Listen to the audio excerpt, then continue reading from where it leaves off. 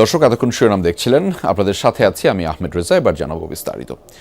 চট্টগ্রামে আজ থেকে শুরু হচ্ছে হজ যাত্রা। 419 জন যাত্রী নিয়ে সন্ধ্যা 6:20 বিমান বাংলাদেশ এয়ারলাইন্সের BG135 ফ্লাইটে যাত্রা করার কথা রয়েছে। এর মধ্যে চট্টগ্রাম থেকে যাত্রা করবেন 380 জন। এর আগে বিকেলে হজ যাত্রার উদ্বোধন করবেন ভূমি প্রতিমন্ত্রী। এ সময় যাত্রীদের সাথে কুশল বিনিময় ও খোঁজখবর নেন তিনি। এবছর চট্টগ্রাম থেকে 5,900 যাত্রী হজের উদ্দেশ্যে যাবেন। আগামী বুধবার মদিনার উদ্দেশ্যে দ্বিতীয় এবং বৃহস্পতিবার জেদ্দার উদ্দেশ্যে তৃতীয় ফ্লাইটে যাওয়ার কথা রয়েছে। তাদের সুবিধার্থে অস্থায়ী ক্যাম্প স্থাপন সহ বেশ কিছু ব্যবস্থা গ্রহণ করেছে বিমানবন্দর কর্তৃপক্ষ। হজ যাত্রার উদ্দেশ্যে দুপুর থেকেই চট্টগ্রামের শাহ আমানত আন্তর্জাতিক বিমানবন্দরে আসতে থাকেন যাত্রীরা। নিরাপদে গন্তব্যে পৌঁছানো এবং নির্বিঘ্নে হজ পালনের প্রত্যাশা করেন যাত্রীরা। সার্বিক ব্যবস্থাপনায় স্বস্তি প্রকাশ করেন তারা।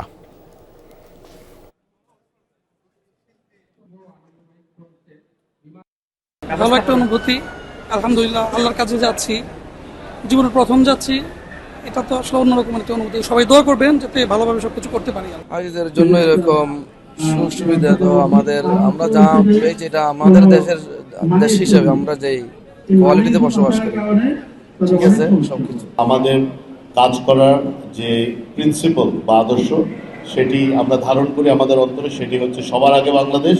তো আমরা সবার আগে বাংলাদেশকে রেখেই, দেশের স্বার্থকে সমুন্নত রেখেই ইনশাআল্লাহ আমরা যেন আমাদের সকল কার্যক্রম পরিচালনা করতে পারি।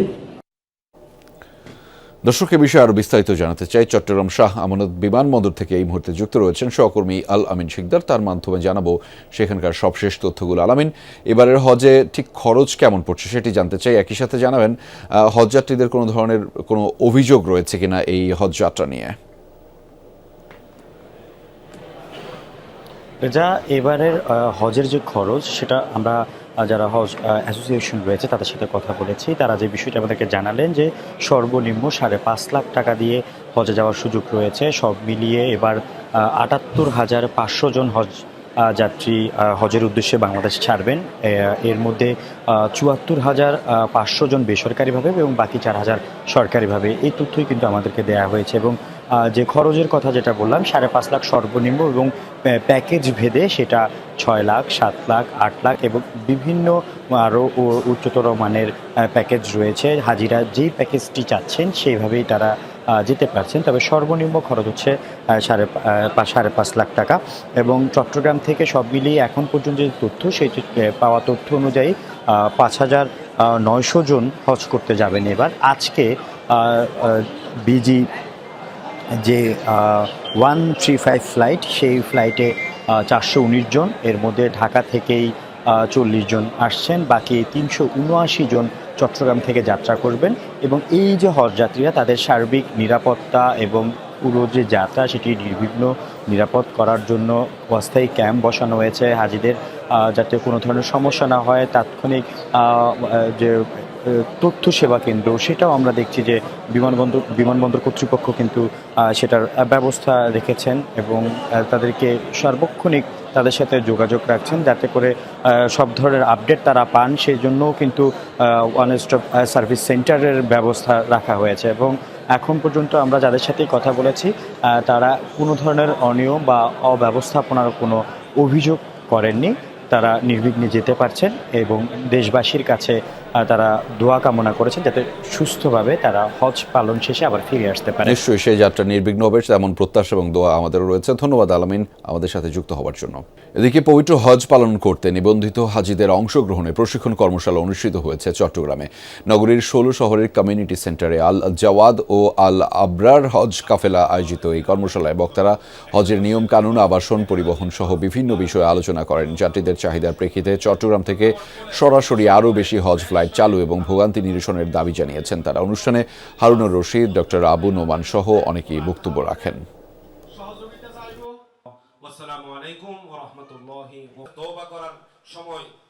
চট্টগ্রাম বন্দরের এনসিটি ইজারা নিতে সংযুক্ত আরব আমিরাতের কোম্পানি ডিপি ওয়ার্ল্ডের প্রস্তাবনা বিবেচনা করছে সরকার। বন্দর পরিদর্শন করে একথা জানিয়েছেন নৌ পরিবহন মন্ত্রী। বলেছেন, দেশ ও জাতির স্বার্থ অক্ষুণ্ণ রেখে এ বিষয়ে সিদ্ধান্ত নেওয়া হবে। আগের 2 সরকারের আমলে বন্দরে অনিয়ম দুর্নীতির অভিযোগ তদন্তের কথাও জানিয়েছেন মন্ত্রী। চট্টগ্রাম বন্দরের নিজস্ব অর্থায়নে তৈরি করা সবচেয়ে আধুনিক ও পুরোপুরি প্রস্তুত টার্মিনাল এনসিটি সংযুক্ত আরব আমিরাত ভিত্তিক কোম্পানি ডিপি ওয়ার্ল্ডকে ইজারা দেওয়ার সিদ্ধান্তের প্রতিবাদে আন্দোলন সংগ্রাম হয়েছে অনেক। আন্তর্জাতিক টেন্ডার ছাড়া ব্যক্তি পছন্দে এভাবে ইজারা দেওয়ার নেপথ্যে কয়েকশো কোটি টাকার দুর্নীতির অভিযোগও তোলেন আন্দোলনকারীরা। প্রথমবারের মতো চট্টগ্রাম বন্দরের বিভিন্ন কার্যক্রম পরিদর্শন শেষে নতুন নৌ পরিবহন মন্ত্রীও এসব প্রশ্নের মুখোমুখি হন। দেশ ও জাতির স্বার্থ অক্ষুণ্ণ রেখেই চুক্তির বিষয়টি সরকার বিবেচনা করবে বলে জানান তিনি। যে আর কত টাকা এখানে ডিপি ওয়ার্ল্ডকে নতুন করে বিনিয়োগ করতে হতে পারে এবং কত টাকা বিনিয়োগ করে সে কতটা সুবিধা নেবে বা কতটা সুবিধা আমরা তাকে দিব কি না সেইগুলিও বিবেচনায় রয়েছে। ডিপি ওয়ার্ল্ডের যে প্রস্তাবনার কথা আপনারা বলছেন সেটা নিয়ে আমরা কাজ করছি। আমি আবারও বলতে চাই, দেশ এবং জনগণের সর্বাধিক স্বার্থ অক্ষুণ্ণ রেখেই আমরা অগ্রসর হব। আওয়ামী লীগের 16 বছরে এবং অন্তর্বর্তী সরকারের 1.5 বছরে চট্টগ্রাম বন্দরের অনিয়ম দুর্নীতি লুটপাটের অভিযোগ তদন্ত করে প্রমাণ পেলে জড়িতদের বিরুদ্ধে ব্যবস্থা গ্রহণের আশ্বাস দেন মন্ত্রী।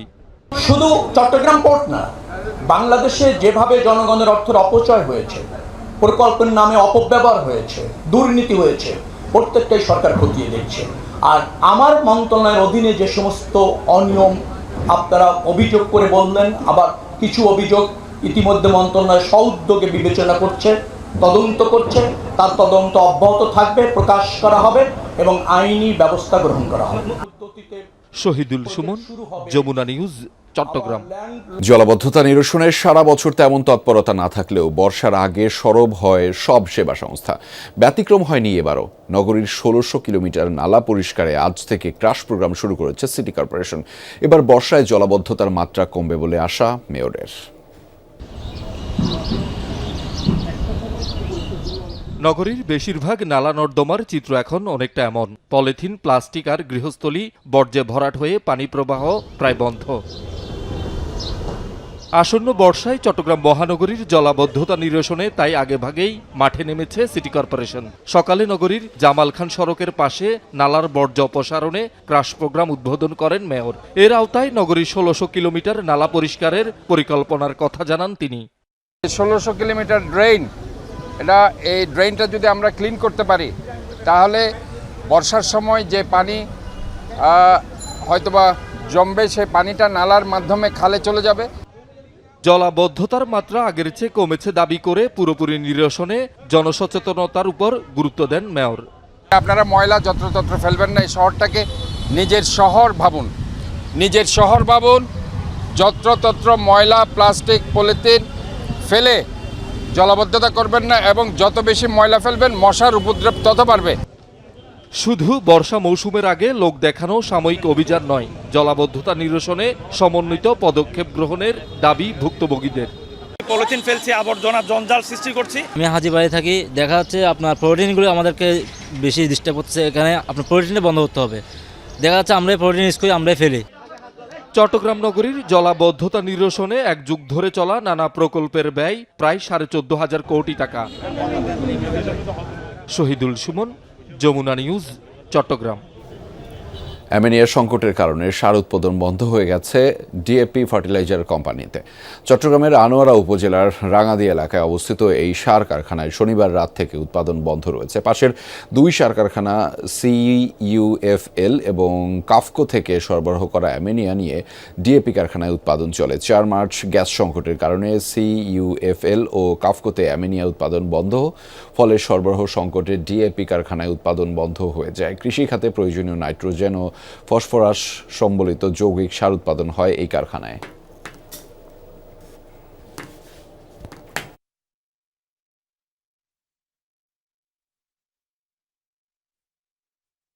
চট্টগ্রামের ফুসফুস খ্যাত সিআরবি এলাকায় ফের প্রাইভেট হাসপাতাল নির্মাণ প্রক্রিয়া শুরুর প্রতিবাদে বিক্ষোভ হয়েছে আজও। বিশেষ করে রেলমন্ত্রী আজ হাসপাতাল নির্মাণের স্থান পরিদর্শনে আসবেন এমন খবর পেয়ে সকাল থেকে সিআরবি 7 রাস্তার মোড়ে সিআরবি রক্ষা মঞ্চের ব্যানারে চলে মানববন্ধন ও বিক্ষোভ সমাবেশ। প্রকৃতি ও পরিবেশ ধ্বংস করে হাসপাতাল নির্মাণের চেষ্টা গণবিরোধী এবং অশুভ শক্তি পুনরায় তৎপর বলে মন্তব্য করেন তারা। সিদ্ধান্ত বাতিল না করলে কঠোর আন্দোলনের হুঁশিয়ারি দেন।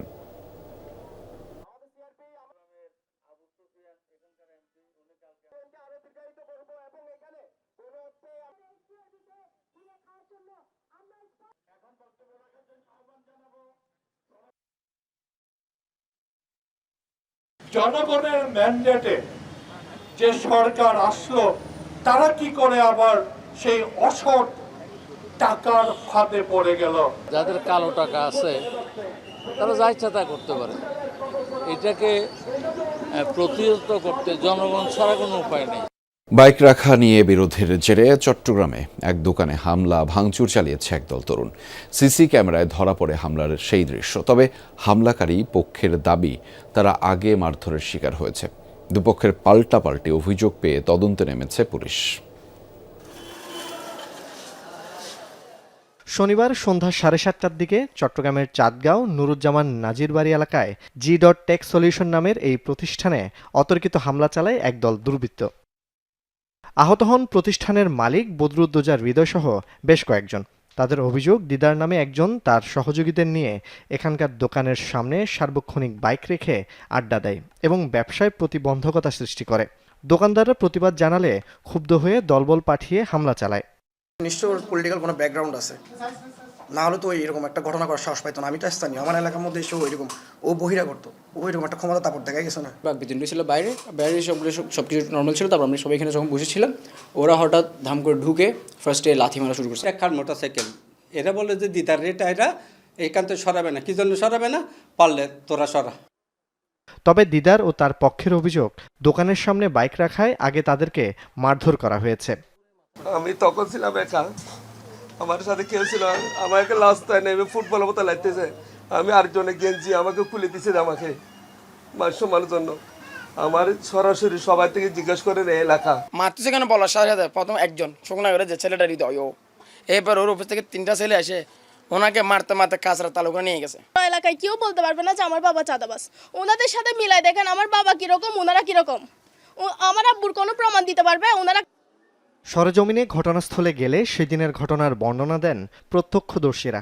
দরাদরি হয়েছে এরকম শুনছি আর কি। আমি তো দোকানে ছিলাম, কাস্টমার ছিল, ঝামেলা আমি এত কিছু দেখি নাই, বুঝছেন। যখন সারা একটু চলছে তখন আমি দোকান বন্ধ করে দিয়েছিলাম, আমি তখন কিছু দেখিনি। ওনারা বলছে যে মানে গাড়িটা এখান থেকে অফিসের সামনে সরাও, না সরাই ওনার পাল্টাপাল্টি কথাবার্তা কাটাকাটি করছে। দুপক্ষের অভিযোগ পেয়ে ঘটনা তদন্তে নেমেছে পুলিশ। দুইজন মিলে বসে তর্ক বিতর্ক করতেছে, সে আইসে নাকি মারধর করছে, এরপর এরাও তাকে মারধর করছে। দুটো অভিযোগে নিছি, অভিযোগ নিয়ে আমরা তদন্ত করে দেখবো, তদন্ত করলে আরো ডিটেলস বের হয়ে আসবে। জোবায়েদ ইবনে শাহাদাত, যমুনা নিউজ, চট্টগ্রাম। 2 কিলোমিটার দীর্ঘ খালটি খনন শুরু হয়েছে চট্টগ্রামের রাঙ্গুনিয়া উপজেলার শিলক ইউনিয়নে।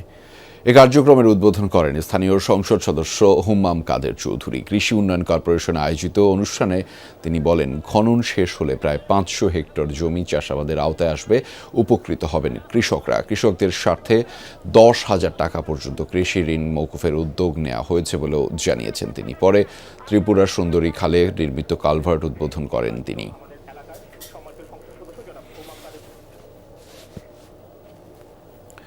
চট্টগ্রামের রাঙ্গুনিয়ায় সন্ত্রাসী হামলা চালিয়ে আতঙ্ক সৃষ্টি করা সশস্ত্র সন্ত্রাসীদের গ্রেফতারের দাবিতে সংবাদ সম্মেলন করেছেন আক্রান্তরা। প্রেসক্লাব মিলনায়তনে সংবাদ সম্মেলনে তারা অভিযোগ করেন, 16 এপ্রিল হোসনাবাদ নিঃশান্তাপুরে মাদ্রাসার ওরসে যাওয়ার পথে স্থানীয় মসজিদের প্রতিষ্ঠাতা আইয়ুব শাহ, তার ছেলে ও এক ব্যবসায়ীর উপর হামলা চালায় সন্ত্রাসীরা। তাদেরকে প্রথমে রাঙ্গুনিয়া উপজেলায় স্বাস্থ্য কমপ্লেক্সে এবং পরে চট্টগ্রাম মেডিকেলে ভর্তি করা হয়। হামলাকারী সন্ত্রাসীদের বিরুদ্ধে ব্যবস্থা না নেয় এলাকায় উত্তেজনা বিরাজ করছে বলে জানিয়েছে ভুক্তভোগীরা।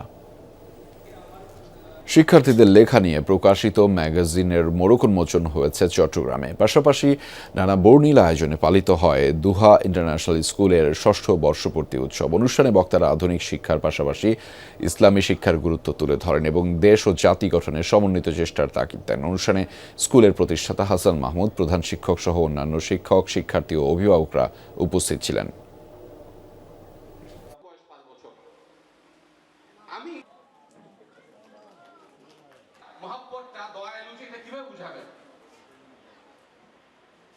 এখন থেকে স্পাইসি ক্রিস্পি পটাটা প্রাণ পটাটা একটি স্বনির্ভর বিস্কুট। কক্সবাজারের তৃতীয় পর্যায়ে হাম রুবেলা টিকাদান ক্যাম্পেইন 2026 উপলক্ষে সাংবাদিকদের সাথে অবহিতকরণ সভা অনুষ্ঠিত হয়েছে। আগামী 20 এপ্রিল থেকে 10 মে পর্যন্ত 11 কর্মদিবসে চলবে এই টিকাদান কর্মসূচি।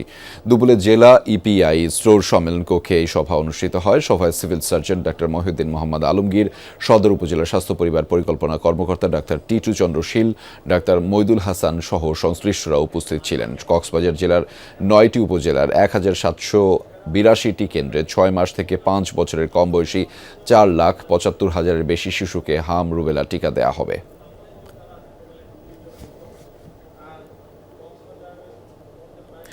এদিকে খাগড়াছড়িতে 5 বছরের কম বয়সী অন্তত 8,000 শিশু হামের টিকা পাবে। দুপুরে সিভিল সার্জন কার্যালয়ের সম্মেলন কক্ষে এক কনফারেন্সে এসব তথ্য জানায় জেলা স্বাস্থ্য বিভাগ। ডেপুটি সিভিল সার্জন জানিয়েছেন, খাগড়াছড়ি জেলায় ৭৯,432 জন শিশু পাবে হাম রুবেলার টিকা। জেলায় 9 উপজেলার 574টি শিক্ষা প্রতিষ্ঠান, 945টি কমিউনিটি কেন্দ্র, 9টি উপজেলা স্বাস্থ্য কমপ্লেক্স ও 1টি পৌর টিকাদান কেন্দ্র থাকবে।